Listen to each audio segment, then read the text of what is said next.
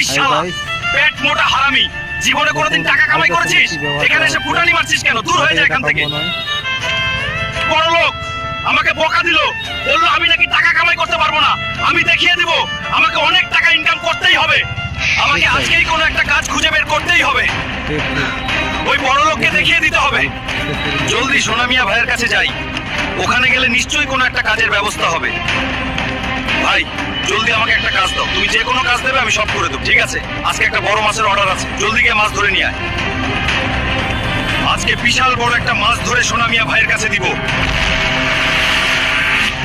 এইভাবেই আমাকে অনেক টাকা উপার্জন করতেই হবে। কই, কোথায়? এখনো তো কোনো মাছ দেখতে পাচ্ছি না। আমাকে যে আজকেই মাছ খুঁজে বের করতেই হবে। ওই শালার কাকড়া, সরে যা এখান থেকে, নাইলে তোর পাছা ভেঙে দেবো।